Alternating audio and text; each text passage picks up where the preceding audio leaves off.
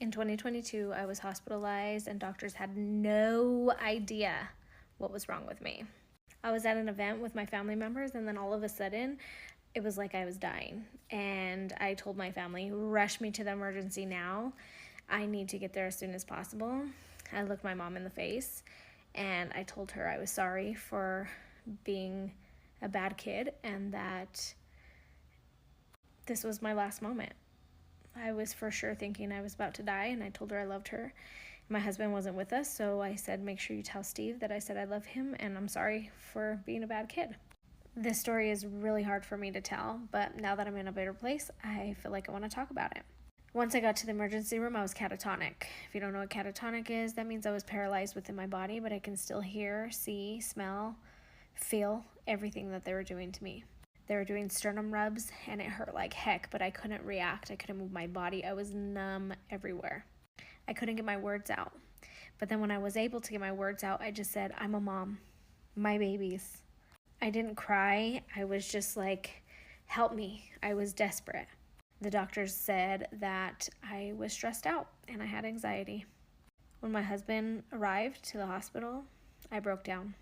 I was scared out of my whole body. I was like, what is happening to me? They put me with anxiety medicine and they sent me along my way. They told me there was nothing wrong. All my test results came back fine. My CAT scans, my EKGs, everything came back fine. So I go home and I'm feeling worse because of the medicine they gave me. And I come home and I lay in my bed and I fall asleep.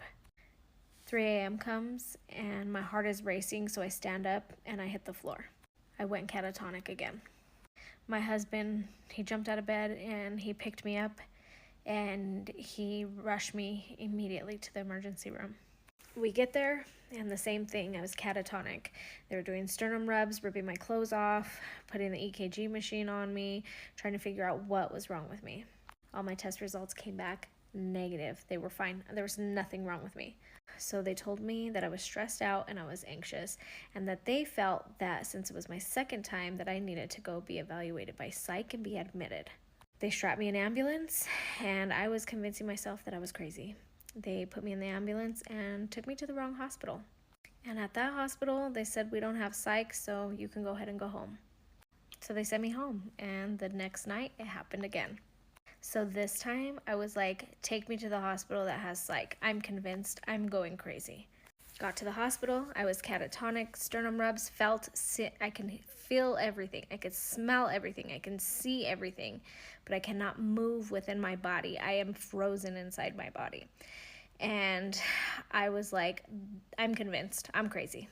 And this time I said, please don't give me the anxiety medicine. It just makes it worse. They had psych come in, they gave me evaluation, they told me to follow up the next day.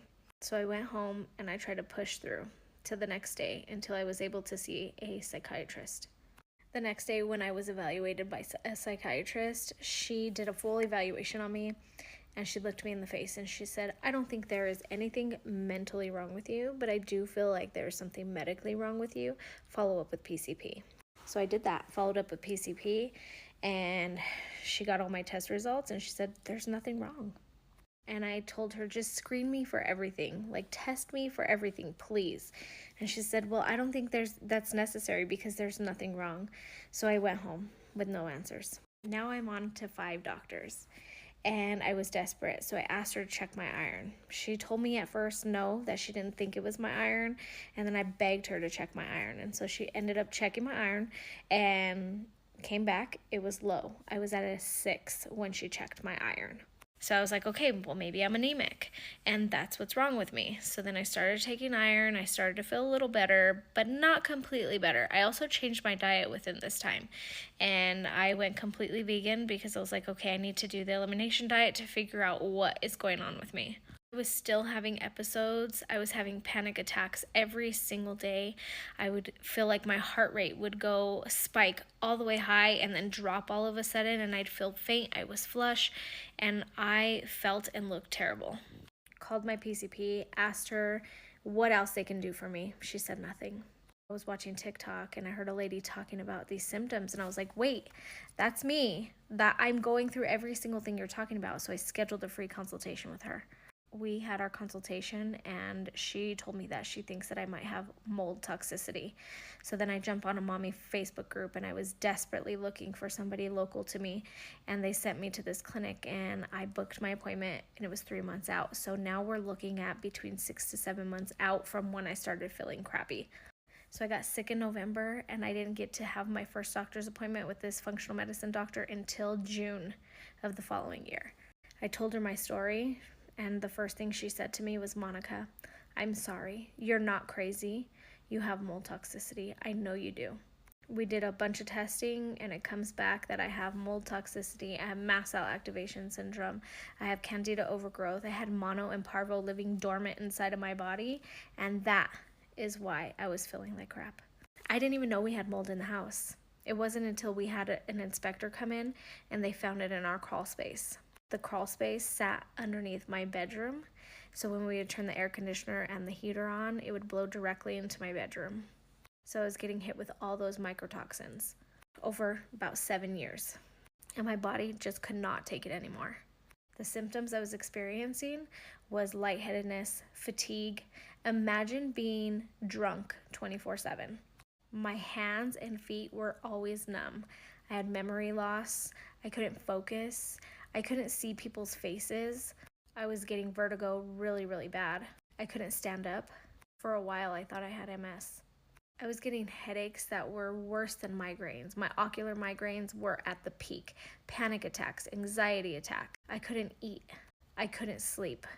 My heart would race all the time, like as if I drank like 5 Red Bulls.